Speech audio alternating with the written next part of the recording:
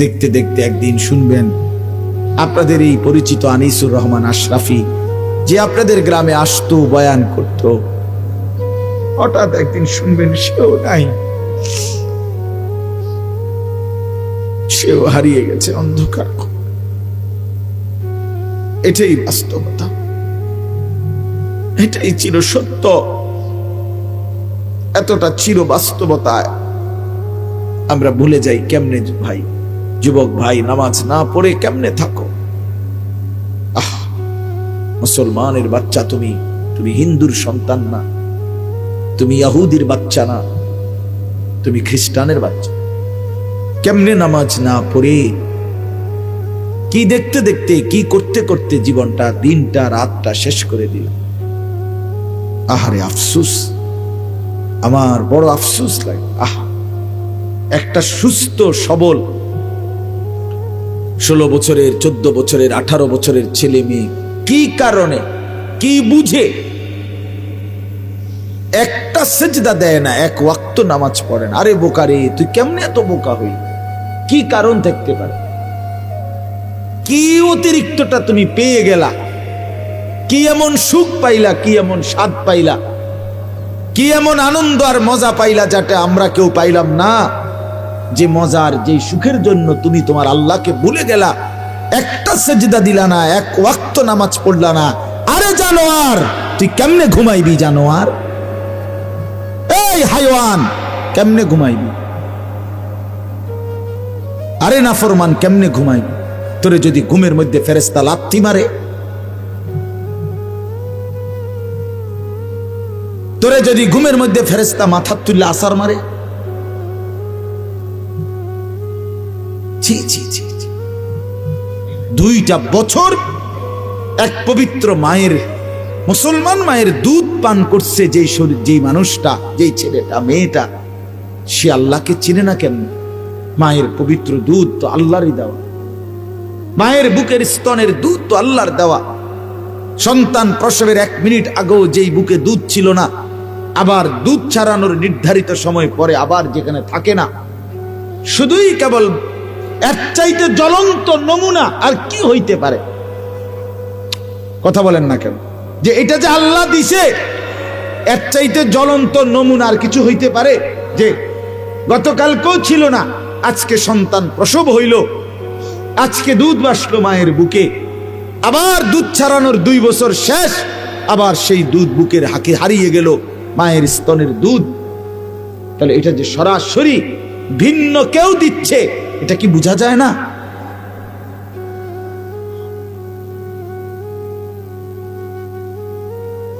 সেই পবিত্র মায়ের দুধ 2টা বছর, 1 দিন 2 দিন না, যে সন্তানটা গ্রহণ করলো আল্লাহর, সেই তুমি কেমনে নামাজ পড়ো? এজন্য বললাম, আমার যে কথাটা ছিল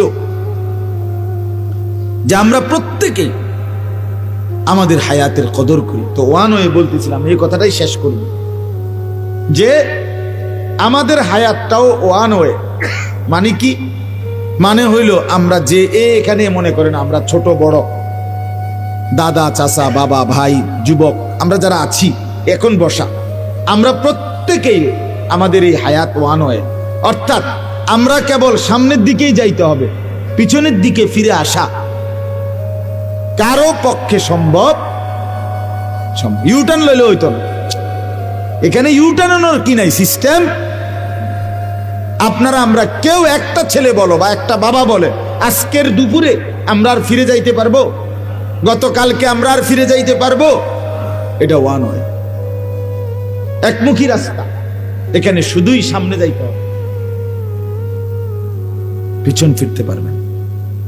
যুবক ভাই, তুমি সামনে যাইতে হবে, হয় তুমি আরো কিছুদিন হায়াত পাইয়া বুড়া হবা, আর নয়তো তুমি হয়তো এখনই কবরে চলে যাবে। মুরব্বী বাবারা, আপনারা হয়তো আর কিছুদিন হায়াত পাবেন, আর নয়তো কবরে চলে যাবে। আমার যেটা চলে গেছে, এই তো জিন্দেগি। তাহলে আমরা ওয়ান, আমাদের হায়াত একবারই, আমাদের রাত একবারই, আমাদের দিন একবারও আর আসবে না, আর আসবে না। আমরা যেন প্রত্যেকেই এটা বুঝতে শিখি। প্রতিটা দিন আমরা কিতাবে পড়ছি প্রত্যেকটা দিন যখন শুরু হয় এবং রাত যখন শুরু হয় তখন শুরুতেই, দিনের শুরুতে, রাতের শুরুতে ডেকে বলে, দিন ডাকে, রাত ডাকে মানুষকে, হে আল্লাহর বান্দা, আমি একবারের জন্যই এসেছি, আর আসবো না, আমারে নষ্ট করো না, কদর করো। রাতও বলে এটা, দিন। আবার যখন শেষ হইতে লাগে রাত বা দিন, মনে করেন আসরের পরে মাগরিবের আগ টাইমে দিন শেষ হয়ে যায় না, সূর্য ডুবে যায়, ঠিক কিনা বলেন? আবার সুবহে সাদেকের সময় সকালবেলা সূর্য উঠার আগে আগে রাত শেষ হয়ে যায় কিনা? প্রতিটা দিন যখন শেষ হইতে লাগে, রাত শেষ হইতে লাগে, তখন আবার সে ডাকে পৃথিবীবাসীকে, আবার ডাক দেয়, হে আল্লাহর বান্দা, আমি তো আর আসবো না বলছি, আমি তো চলে যাচ্ছি রে, আমারে বুঝি বিনা সেজদায়, বিনা আমলে, বিনা জিকিরে এমনে ছেড়ে দিলি? আজকের সারা দিনে ফজর, জোহর, আসর 3 ওয়াক্ত নামাজের টাইম চলে গেল বান্দা, একটা সেজদাও দিলি না, আমি বুঝি এমনি এমনি চলে যেতাম তোর জীবন থেকে, আমি দিন তো আর আসবো না। আজকের রাতে মাগরিবে, এশা, তাহাজ্জুদ, কত লম্বা সময় চলে গেল।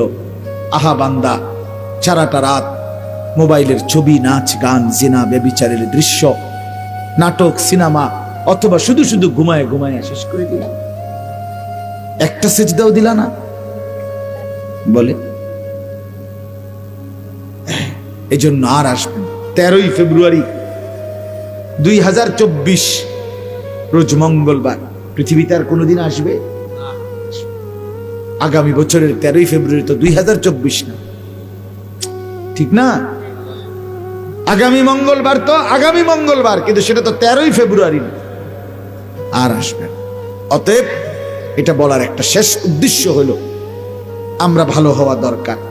আমাদের এই হায়াত কাজে লাগাইলো, এটা নষ্ট করে দিল। এটা খানাই আপনার এদ্দুর, খাইলেও পারে, হালাই দিল, আপনার বরাদ্দই এদ্দুর,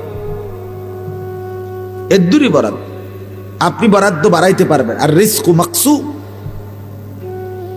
সবকিছু বন্টন করা, তাকদীর নির্ধারিত। ইন্নাল্লাহা কাদ্দারা মাকাদির আল খালাইক, আল্লাহ পাক সমস্ত সৃষ্টির তাকদীর নির্ধারণ করেছেন আসমান জমিন সৃষ্টির 50,000 বছর আগে। একটা পিঁপড়া আমরা দেখি আমার সামনের থেকে পার হয়ে গেছে, এবড়া টিপ দিয়ে মেরে গেছে, তার মানে সে আল্লাহ তাআলা তার হায়াত এখানেই, ঠিক কি না বলেন? নাহলে আমার থেকে বাচ্চা গেল, এবড়ার থেকে পারল না। মৌত কার কাছে? নির্ধারিত, এতটুকুই বাপ। এজন্য আমি বলতেছি, ছেলেরা, বাবারা, পর্দার আড়ালের মা বোনরা, মনোযোগ দিয়ে আমিও শুনি, আপনারাও শুনেন। হায়াত নির্ধারিত, প্রতিটা মিনিট সেকেন্ড আর আসবে না। অতএব এখনই কাজে লাগা, সুযোগ থাকতেই কাজে লাগা। আর সুযোগটা কাজে লাগাবার, হায়াতকে কাজে লাগাবার, হায়াতকে দামি বানাবার, নিজের সময়কে দামি বানাইবার সবচেয়ে শ্রেষ্ঠ, আল্লাহর পক্ষ থেকে সর্বশ্রেষ্ঠ একটা সুযোগ, মহা একটা সুযোগ, মাহে রমজান। বলেন আলহামদুলিল্লাহ। সেটা একদম সামনে, এই যে দেখা যায়, ওই যে চাঁদ উঠলো বলে, এবারে যে চাঁদ উঠবে এটাই রমজান, ঠিক না? হায়াতের কদর করে, হায়াতের কদর করে, হায়াতের কদর করে। আমি প্রত্যেক দিন এই কয়দিন টানা বলতেছি, বাবা সবাই মনোযোগ দিয়ে শুনেন এই 10টা মিনিট কথা। হায়াতের কদর করেন। আমাদের জীবনটা ওয়ান ওয়ে রোড, আধুনিক যে রাস্তা, আধুনিক রাস্তার নিয়ম হলো ওয়ান ওয়ে। এই যে 4 লেন রাস্তাগুলো, যেমন আপনি এদিক দিয়ে গাড়ি নিয়ে ঢুকছেন, এবার আপনার কাজ হইলো আপনাকে শুধু সামনের দিকেই যাইতে হবে, এদিক দিয়া, এদিক দিয়ে আবার ফিরতে পারতেন না। কথা বুঝছেন নি? আপনি যদি আবার পিছনে আসতে হয়, তাহলে আপনার এই ইউটার্ন নিয়া এদিক দিয়ে আইতে হইবে, নাকি এদিক দিয়ে আসা যাবে? আর না, আমাদের এইসব রাস্তা না, ওই যে বড় রাস্তার কথা বলতেছি, ওয়ান ওয়ে রোড, যেগুলো ডিভাইডার ওয়ালা রোড, যেগুলোর মাঝখান দিয়ে কি আছে?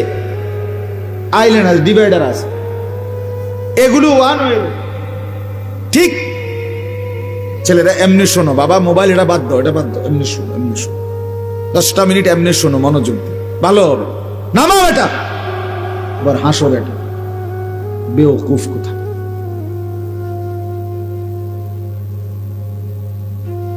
নামাও, এমনি শোনো বেটা।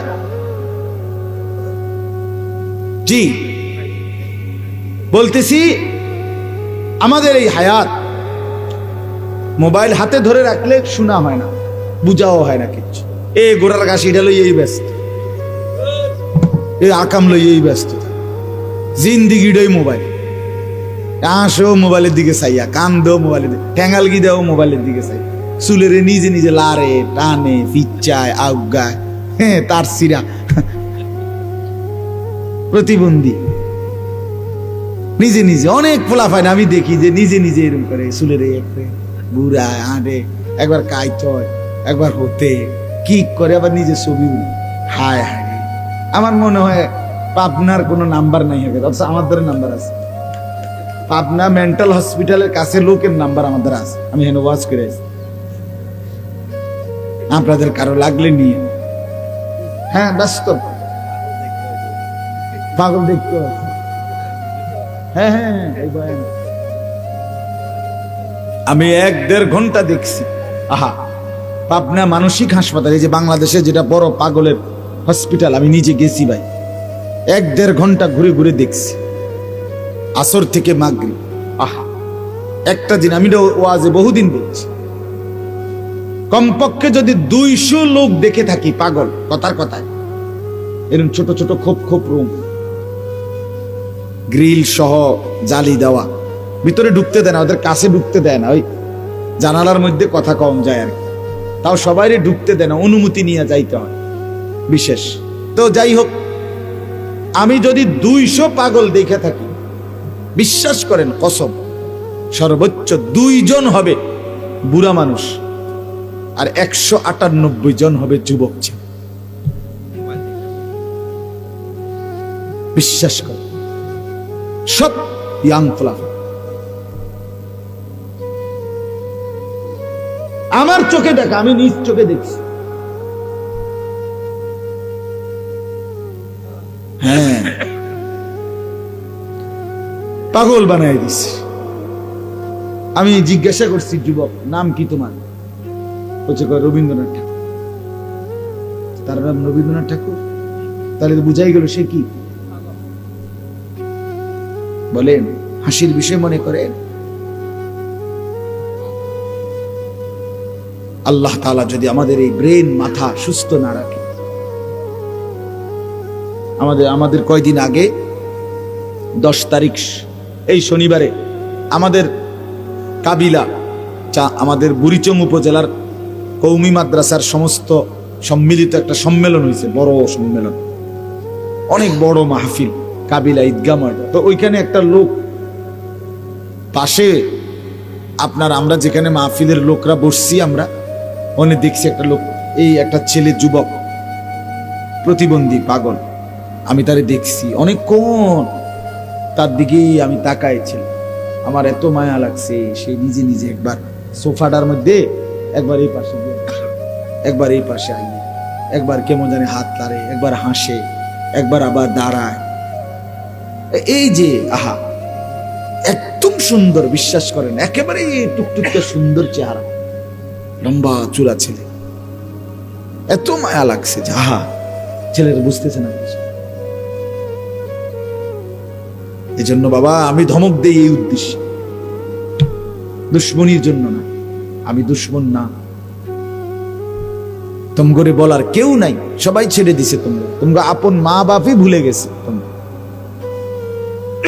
কেউ তোমগরে কিছু বল। তোমরা মোবাইলের হাতে জিন্দিগি তুলে দিছো, নারীর সামনে, জিনা ব্যভিচারের সামনে, অশ্লীল ছবির সামনে তোমরা জীবন তুলে দিছো। আর এখান থেকে ফিরে আসা বাপ কঠিন, খুব কঠিন। ইয়া লাইতানি কদ্দামতু লিহায়াতি, রব্বুল আলামিন বলেন হাসরের ময়দানে প্রত্যেকটা নাফরমান আফসোস করবে, হায় যদি দুনিয়ার হায়াতে থাকতে আজকের আখিরাতের জন্য কিছু পাঠাইতাম। ইয়া লাইতানি কদ্দামতু লিহায়াতি, হায় যদি দুনিয়ার হায়াতে থাকতে আজকের জন্য কিছু পাঠাতাম।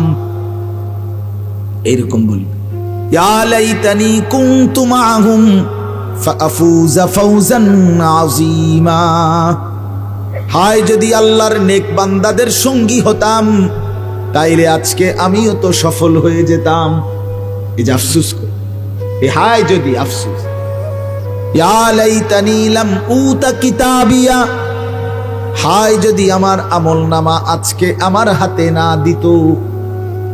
ইয়া লাইতাহা কানাতিল কাদিয়া, হায় যদি হাসরের ময়দানে এই গুনার আমলনামা নেওয়ার আগেই মৃত্যু যদি আমাকে শেষ করে দিত। আফসোস করবে না, আফসোস। ইয়া লাইতানি ইত্তাখাযতু মা'আর রাসূল সাবিলা, হায় যদি আল্লাহর রাসূলের পথ ধরতাম। সব কোরআনের আয়াত। ইয়া লাইতানি লাম আত্তাখিজ ফুলানান খলিলা, হায় যদি অসৎ দুষ্ট মন্দ লোককে বন্ধু না বানাইতাম। সে তো আমাকে নামাজ ভুলায় দিছে, সে তো আমার আখিরাত ভুলায় দিছে। লক্ষ লক্ষ যুবক যুবতী ছেলে মেয়ে বরবাদির মূল কারণ অসৎ বন্ধু, অসৎ সঙ্গ, সমবয়সী দুষ্ট কিছু অসভ্য জঙ্গলি এদের সাথে মিশে চলে 6 মাসের মধ্যেই ছেলেটা একটা ভালো ভদ্র সভ্য ফ্যামিলির ছেলে ছিল, হয়তো এখন কিছু অসৎ সঙ্গ পেয়ে 6 মাস পরে দেখা যায় মদ খায়, নেশা করে, গাঁজা খেলে, খায়, জুয়া খেলে, নারীর আড্ডায়, জিনা ব্যভিচারের আড্ডায় পড়ে আছে। জিন্দেগি শেষ, জীবন শেষ। আফসোস করে। এজন্য হাসরের ময়দানে এই নাফরমানরা আফসোস করে, ইয়া লাইতানি লাম উশরিক বিরাব্বি আহাদা, হায় যদি আল্লাহর সাথে শরীক না করতাম। ইয়া লাইতানা আতানাল্লাহ ওয়া আতানার রাসূলা, হায় যদি আল্লাহ এবং তার রাসূলের আনুগত্য করতাম। এভাবে অনেক আয়াত আছে যেখানে বারবার এই কথাটাই, যে নাফরমান পাপী বেআমল হাসরের ময়দানে মাথা চাপড়ায়, আহা কি করলাম, আহা কি করলাম, আহা কি করলাম, সময় তো পাইছিলাম, কেন নামাজ পড়লাম, কেন নামাজ পড়লাম। হাত্তা ইদা জাআ আহাদাহুমুল মাউতু ক্বালা রাব্বিরজিউন, আল্লাহ বলে প্রতিটা পাপী নাফরমান মৃত্যুর মুখোমুখি যখন মালাকুল মউত আজরাইল এসে দাঁড়াবে, প্রত্যেকটা নাফরমান আল্লাহকে বলবে রব্বিরজিউন, আল্লাহ কিছুটা সময়ের জন্য আবার দুনিয়ায় ফেরত দেন। লাআল্লি আমালু সালিহান ফীমা তারাকতু, যেই নেক আমলগুলো আল্লাহ ছুটে গেছে, এবার যদি একটু হায়াত ফেরত পাই সেই নেক আমলগুলো আবার করব। আল্লাহ বলবেন কাল্লা, না না, কখনোই না। ইন্নাহা কালিমাতুন হুয়া কাইলুহা, আল্লাহ বলবে নাফরমান এটা তোর শুধুই কেবল কথার কথা, তুই মিথ্যাবাদী। ইতিপূর্বে দুনিয়ার হায়াতে বহু বিপদ মুসিবত, অ্যাক্সিডেন্ট, পেরেশানি, রোগ শোকে যখন পেরেশানির মধ্যে ছিলি বান্দা, আমি আল্লাহকে তখন বারবার ডেকেছিলি। যখন আমি বিপদ মুক্ত করে দিলাম, রোগ থেকে সুস্থ করে দিলাম, সাথে সাথে আমি আল্লাহকে ভুলে গিয়েছিলি। আমি জানি ওমিন ওয়ারাইহিম বারযাখুন ইলা ইয়াউমি ইউবাসুন, আল্লাহ বলে অতএব নাফরমান আজকে আর পিছন দিকে দুনিয়ায় না, বরং সামনের দিকে হাসরের ময়দানে পৌঁছানো পর্যন্ত কবরের জিন্দেগিতেই পড়ে থাক, যা পড়ে থাক। হ্যাঁ, চিরবাস্তবতা মৃত্যু, যেটাকে অস্বীকার করার, না বুঝার, আড়াল করার কোনো সুযোগ নাই, কোনো সুযোগ নাই, কোনো সুযোগ নেই। আমি অনুরোধ করছি, কোনো সুযোগ নেই। আপনি যদি বুঝেন তাইলেও মরে যাবেন। আপনি যদি না বুঝেন তাইলেও মরে যাবেন। আপনি যদি হাসতে থাকেন তাইলেও মরে যাবেন। আপনি যদি কাঁদতে থাকেন তাইলেও মরে যাবেন। আপনি যদি চোখ খোলা রাখেন তাইলেও মরে যাবেন। আপনি যদি চোখ বন্ধ রাখেন তাইলেও মরে যাবেন। আপনি যদি সম্পদার প্রাচুর্যে একেবারে বিলাসিতার জিন্দিগিতে থাকেন তাইলেও মরে যাবেন। আপনি যদি দুঃখ, অভাব আর দারিদ্রতা, দুর্ভিক্ষের মধ্যেও থাকেন তাইলেও মরে যাবেন। স্বীকার করলেও মৃত্যু, স্বীকার না করলেও নাকি? কথা বলেন না কেন? যদি কেউ বলে আমি বুঝি নাই এই কারণে মৃত্যু তারে ছেড়ে দিবে, আমি খেয়াল করি নাই এ কারণে আজরাইল তাকে বাদ দিবে, না বাপ, না। আমি তো ওই গাড়ি চালাই, যে গাড়িতে ব্যবহার করি, প্রায় কোনো সময় যদি পুলিশ গাড়ি ধরে তো কোনো মামলার কথা কয়, স্যার আমি তো জানি না। তো না হুজুর আপনি জানেন না, এটা তো আমাদের বিষয়। কথা বুঝছেন না? এটা তো আমাদের বিষয় না, আপনি জানেন না কেন? এটা কার বিষয়? তাহলে মালাকুল মউত আজরাইল, মৃত্যু আমাদেরকে থামায় দিবে। আজকে সকালবেলা ভোর 6টায় ফজরের জামাতের ওয়াক্তে আমার আপন জ্যাঠা ইন্তেকাল করছে। আমার আপন জ্যাঠা ইন্তেকাল করছে। আমি যখন ফজরের নামাজের সালাম ফিরাইছি মসজিদ, তখনই শুনছি, এর একটু পরেই আমার কাছে খবর আসছে। আমি আমাদের গ্রামের বাড়ি লাকসাম নাঙ্গলকোট, সেখানে গেছি জোহরের নামাজের আগে 2:30টার দিকে। আমি জানাজা পড়াইছি জ্যাঠার, মাটি দিয়ে দোয়া করে তারপরে আসছি। তো আমি একটা কথা বলতে চাচ্ছিলাম, তখন জ্যাঠার লাশ অনেকক্ষণ দেখলাম আমাদের কবরস্থানে, জ্যাঠার লাশ কবর দেখলাম দাঁড়ায় দাঁড়ায়। তো আমার সাথে আমার ছোট ভাই, তারে বললাম, মাসুদ আমার ছোট ভাইয়ের, দেখ এই মাটি, একটু মাটি তার থেকে আমার জ্যাঠার শরীর বানানোর জন্য দিছিল, আজকে সেই মাটি, ওই মাটিটাকে ফেরত নিয়ে নিল। ফেরত নিয়ে নিল না? কথা বোঝেন? আল্লাহ তাআলা যেন বলছিল মাটিকে যে আমাকে একটু মাটি দাও, আমি আনিস নামে আমার এই বান্দাকে বানাবো। আল্লাহ তাআলা যেন বলছে ঠিক আছে মাওলা, নেন, আমার মাটি আবার আমাকে ফেরত দিয়ে। তো ঠিকই এই কবরে রাখলে কিছুদিন পরে তো মাটি হয়ে যাবে, তার মানে মাটি তার নিজের মাটি নিয়ে নিল। এই জন্য বাপ, আজ আমি এটা খুব বুঝলাম যে মাটি তার 1 ইঞ্চি মাটি ছেড়ে দেয় না। এই পৃথিবীর সমস্ত মানুষের জন্য যে মাটিগুলো সে দিছে, সেই মাটিগুলো সে সময়ের ব্যবধানে পর্যায়ক্রমে আবার নিয়ে নিচ্ছে, আবার নিয়ে নিচ্ছে।